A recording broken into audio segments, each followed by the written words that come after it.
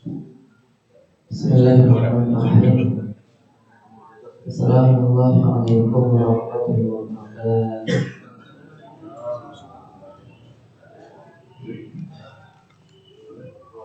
Alhamdulillah wa syukurillah. Salatu wassalamu ala rasulillah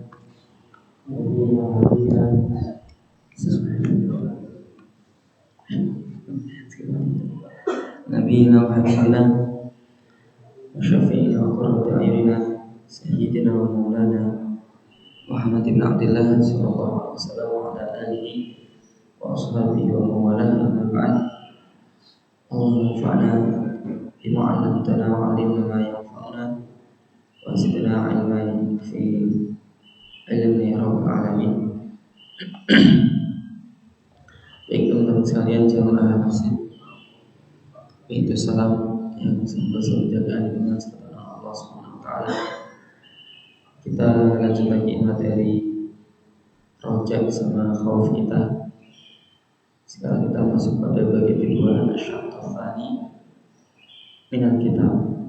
Bagian kedua dari bab ini, fil khaufi, tentang masalah khauf, rasa takut, wa haqiqatihi, dan hakikatnya, wa bayani darajatihi, penjelasan tingkatan-tingkatannya, wa ghairi dzalika, dan yang selain itu.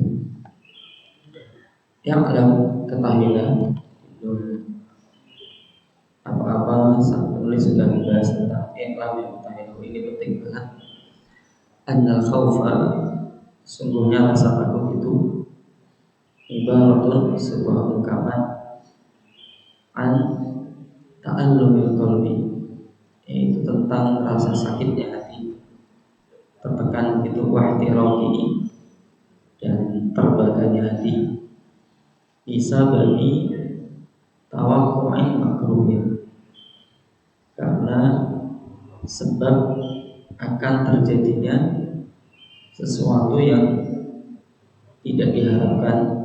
Jadi tawakku itu kira-kira bakal terjadi itu fil istiqbal, di masa depan. Di semua dari kita mungkin ada rasa khauf seperti ini, entah sifatnya ukhrawi atau sifatnya dunia.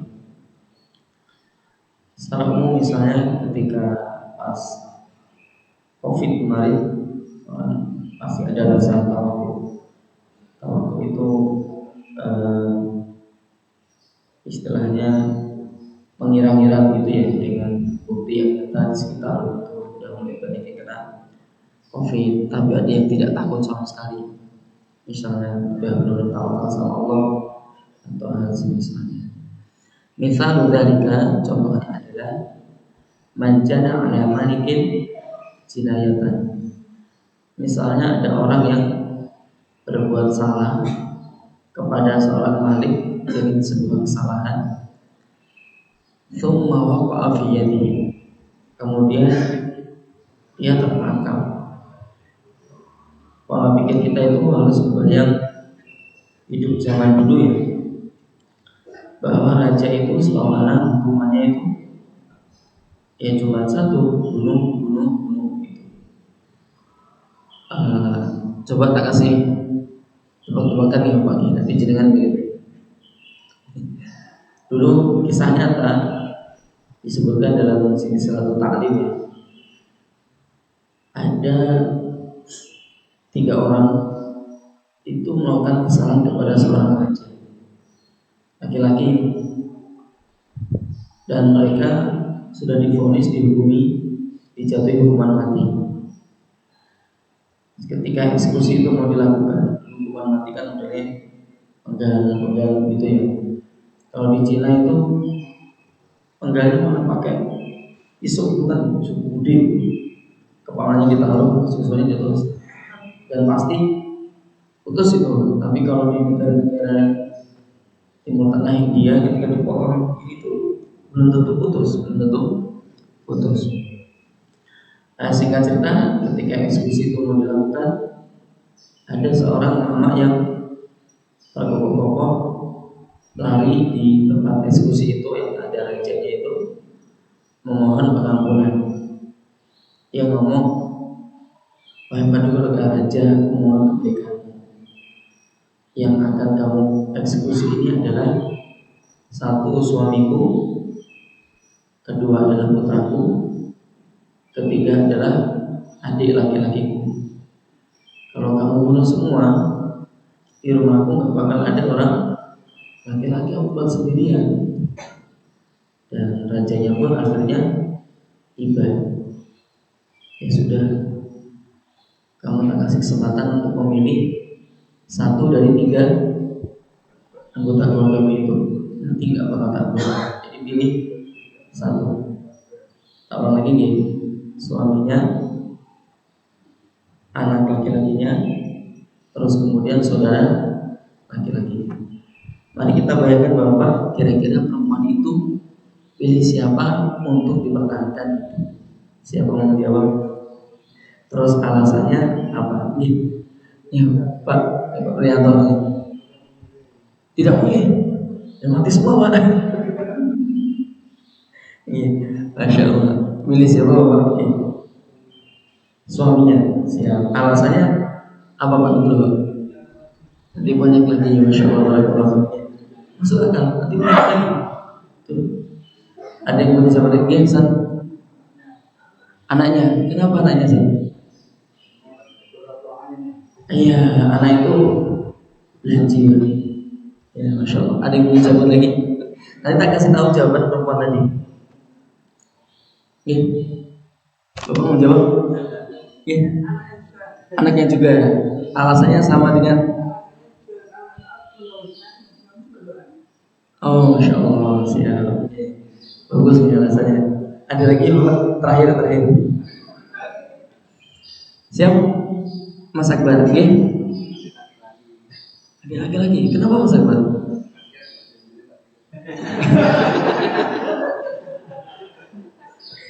Iya. Alasannya begini, Masya Allah.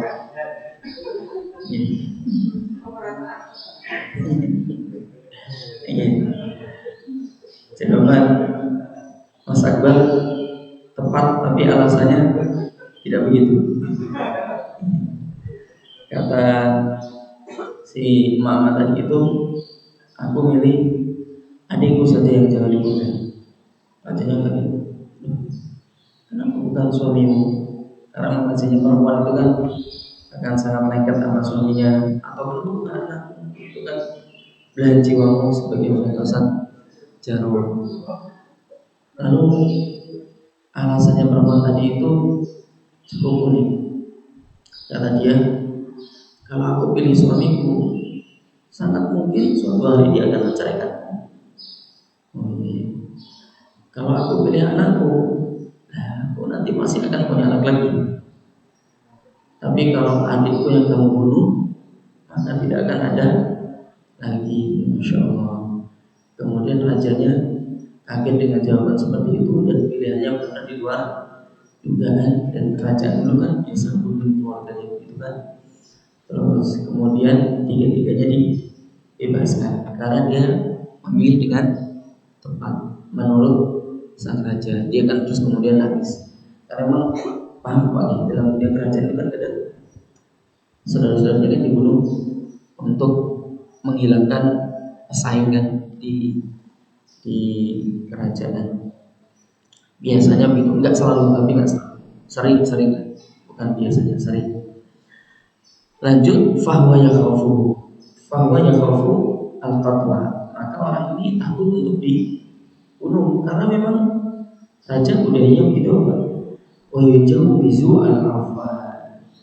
Dan dia berangan-angan mudah-mudahan sang raja memaafkan. Yujawiz itu melewati batas ya, walaupun ini mustahil raja akan memaafkannya. Walakin yakunu ta'allumu qalbihi bihasabi quwwati ilmihi bil asbabi al-mufidati ila fadlihi.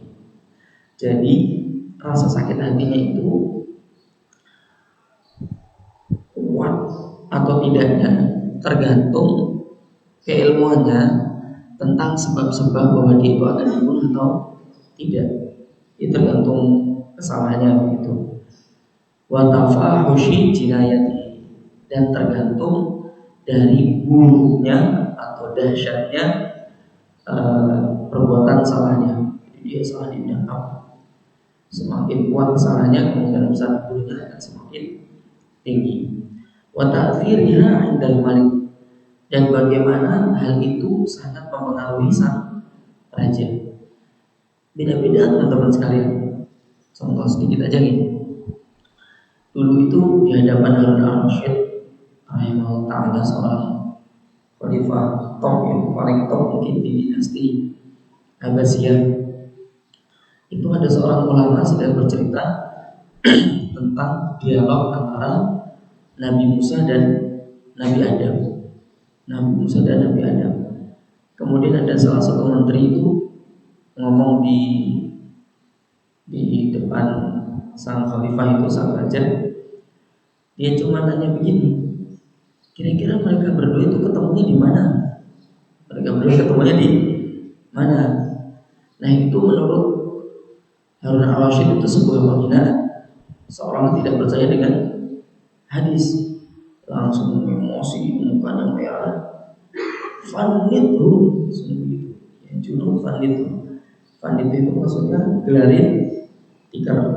Jadi dulu itu raja-raja itu kalau mau menggal orang tuh digelar tikar begitu di hadapannya, terus dipotong, maksudnya biar darahnya nanti tidak mengotori lantai. Dipotong terus nanti digulung. Di semua pemerintahan di mana itu zaman dulu. Terus kemudian banyak menteri-menteri, komandan perang, panglima perang yang menenangkan Harun al-Rasyid, terus meluruskan pemahamannya. Maksud dia bukan untuk menghina hadis Nabi, tapi lebih ke penasaran. Itu kan beda zaman, ketemunya di mana, kapan itu. Dia kan hanya penasaran begitu. Sampai emosinya kena, terus gak jadi dipenggal gitu. Terus gak jadi dipenggal. Nah, ini sekedar contoh. Ada seorang raja, mungkin dia raja Islam, begitu Nabi dihina sedikit itu langsung terpanting. Ya bagus, masya Allah. Ya memang harusnya begitu seorang muslim. Wa bihasabil dha'fil asbabi yaqufu al-khauf.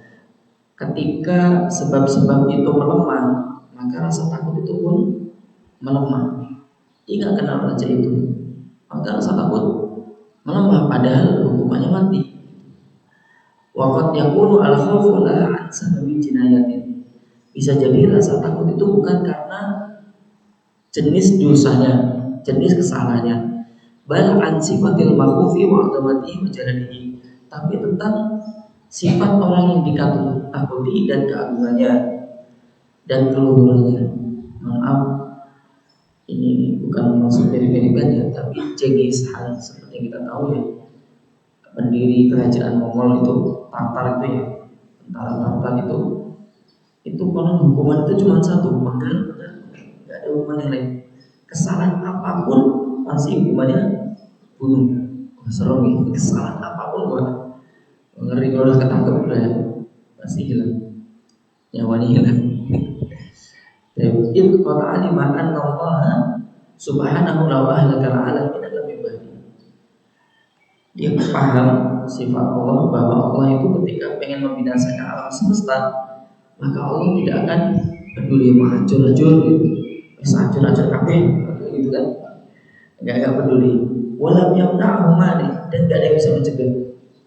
Kalau tadi Harun al-Rasyid ada yang mencegah, kalau Allah siapa yang mencegah? Ada yang bisa mencegah.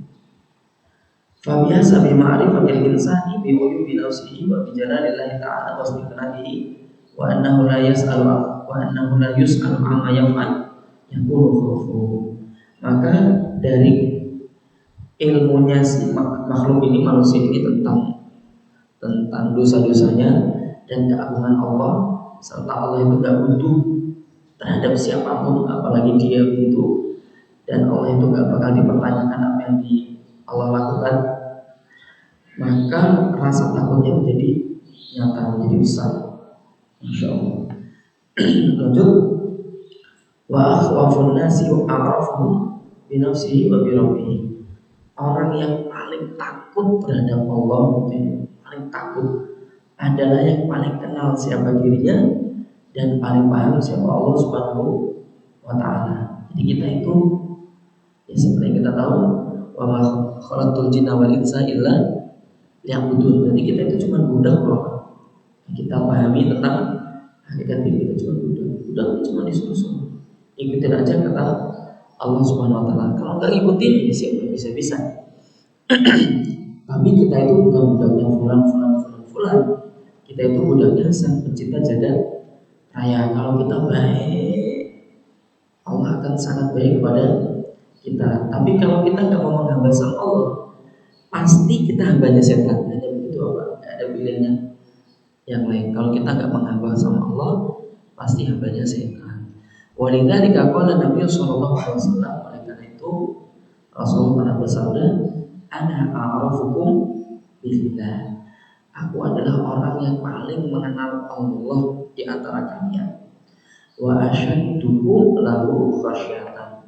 Dan aku adalah orang yang paling takut kepada Allah. Orang yang paling takut kepada Allah. Kadang logika aneh itu ketika masih kecil, ketika tahu bahwa Rasulullah jika punya dosa ya, tapi ya Rasulullah kan alhamdulillah tidak pernah punya dosa, maka dosa yang telah lalu dan akan datang akan sudah diampuni oleh Allah. Kalau kita dibegitukan sama Allah, ya sudah, mungkin kalau anak pribadi ya suka-suka, ngapain harus jadi orang baik, kan sudah diampuni. Oke, lanjut. Tapi justru Rasulullah dengan sifat seperti ini malah rasa takutnya paling tinggi. Wa qala ta'ala, Allah berfirman, sekedar gambaran ya teman-teman. Dulu itu ada seorang tabib, putranya Al Husain bin Ali radhiyallahu anhu, namanya Ali Zainal Abidin. Itu cuma baru wudhu saja, itu mukanya sudah merah, baru wudhu saja. Terus ditanya orang sekitar, kamu merah ketakutan sekali. Kamu tahu nggak aku ini mau menghadap siapa? Kamu tahu nggak aku ini mau menghadap siapa? Bisa menghadirkan sampai sebegitu kuatnya Allah SWT bahwa ada di hadapannya itu. Wa qala ta'ala, Allah berfirman, innama yakhsyallaha min ibadihi al-ulama. Yang benar-benar takut sama Allah itu adalah ulama. Maksudnya adalah orang yang sangat mengenal Allah begitu.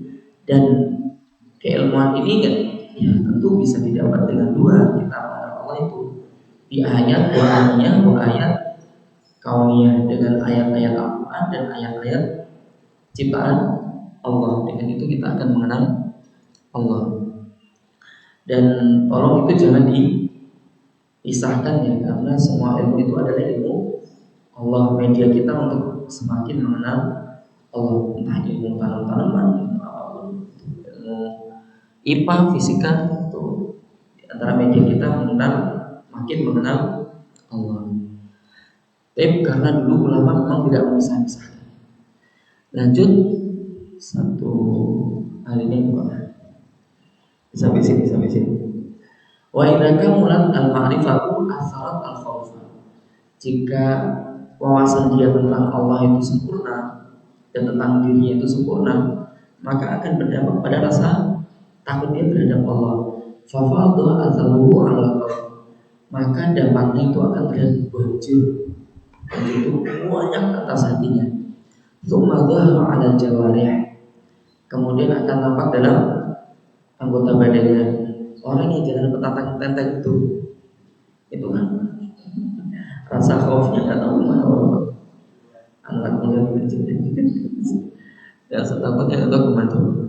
Wasifat dan sifat-sifatnya dengan apa? Bin nuhul itu terlihat kurus gitu apa?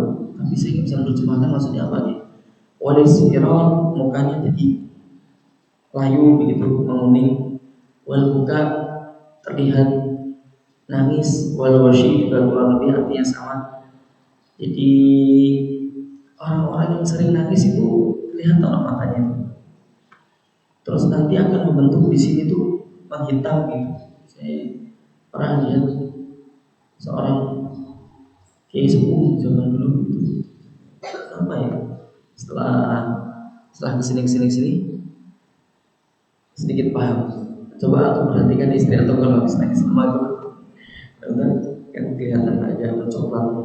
Kalau sering nanti jadi membekas. Mungkin sering tahajud kali ya, terus menangis. Oh malah pakai celak. Bisa jadi satu. Waktu itu ilal maut, dan terkadang bisa sampai mengantarkan dia pada kematian. Masya Allah. Jadi mati karena takut sama Allah Subhanahu wa Ta'ala. Waktunya satu ilal timah ayus itu al-akal, dan bisa jadi sampai ke yang sampai masuk ke otak itu, kemudian sampai merusak akal. Kalau rasa takut yang sangat apa, kalau kita takutnya sama Allah kan nggak sampai begini teman-teman. Maksudnya terus begini. Tentu jenengan masih pernah nonton film-film dokumenter setelah perang dunia kan, perang dunia kedua. Ada orang yang cuma ditunjukin topi tentara gitu udah langsung ketakutan kejang-kejang. Nah ini sampai otak, sampai terus rasa takut yang sangat itu memang begitu apa? Kita belum pernah melihat atau mengalami begitu mungkin. Allah. Lanjut, wa amal dulu asari ala jawarih. Adapun dampak yang kelihatan dari anggota badan itu fabika fiha dan ma'asi. Memang kita takut sama Allah ya, kita akan menghentikan maksiat. Kita akan menghentikan maksiat. Mohon maaf kalau kita punya anggota keluarga yang atau teman atau apa begitu yang masih suka maksiat, suka itu bukan sesekali ya, suka itu diajak salat malam. Sebagaimana kata Rasulullah, salat malam itu di antara fungsinya adalah manhatun lil ithm, dapat mencegah seorang dari berbuat dosa. Mungkin dengan rasa itu dulu, nanti setelah itu biar muncul rasa takutnya. Wa ilzamiha at-ta'at, dan kemudian dia akan selalu taat kepada Allah. Pepatah Arab mengatakan innama sa'adatu hiyal qiyamu bil wajib. Kebahagiaan itu akan muncul ketika kita melaksanakan kewajiban. Kalau kita sudah begitu, maka sudah benar bahwa dalam mendekatkan kita ke Allah Subhanahu wa Ta'ala. Dia soal kebahagiaan, melaksanakan kewajiban berbahagia, sudah benar kita. Yang menghalangi kita dari surga tinggal kematian. Insya Allah tinggal itu sudah benar. Tapi dari terakhir benar. Sudah minta istiqomah saja, Bapak, kalau saya yang lain-lain minta istiqomah. Talafian lima farad. Jadi dia sudah benar-benar menghindar gitu ya dari hal-hal yang menyebabkan dia mengurangi hak Allah. Dan terakhir wasti'dadan dan mustaqbal. Kemudian tinggal persiapan untuk menyongsong hari esok, yaitu menyongsong kiamat, maksudnya besok di akhirat. Tinggal hanya itu, Pak, selesai. Masya Allah. Terakhir segini aja, Pak. Satu hari ini lebih sedikit. Kalau Pak dulu karena waktu subuhnya maju, jadi kita dapat bonus Pak. Paginya lebih lama nih. Kalau Pak dulu sebagian ulama mengatakan man khafa adlaj. Barang siapa yang dia takut gitu sama Allah, maka dia akan menghabiskan malamnya untuk beribadah kepada Allah. Jadi dalam waktu sudah termasuk ahli tahajud ya, termasuk mereka yang takut sama Allah. Wa qala akhar sebagian yang mengatakan laisa khaif man baka. Orang yang takut itu bukan mereka yang nangis. Padahal orang sudah nangis karena dosa itu sudah istimewa, Pak. Sudah termasuk satu dari 7 golongannya yang nanti dapat naungan Allah Subhanahu wa Ta'ala. Innamal khaif, semuanya orang yang takut itu man taraka ma yaqdiru alaih, yaitu orang yang mampu meninggalkan hal-hal yang dia mampu untuk melakukan. Itu orang yang bisa meninggalkan terhadap hal-hal yang dia mampu untuk melakukan hal itu.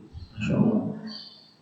Ada orang yang nggak mampu karena nggak punya uang, nanti itu punya uang dia mampu, saya begitu. Nah kita mampu melakukan hal dosa lebih dari tapi tidak melakukan. Nah ini yang baru disebut orang yang takut Allah Ta'ala. Tapi soal pertemuan berikutnya Kita akan simak bareng-bareng tentang buah dari rasa takut. Nanti kalau kita dapat buah-buah itu apa? Berarti rasa takut kita sudah benar. Begitu nih. Baik, kita tutup dengan bacaan doa kafaratul majelis. Subhanakallahumma wa bihamdika asyhadu an la ilaha illa anta astaghfiruka wa atubu ilaik. Assalamualaikum warahmatullahi wabarakatuh.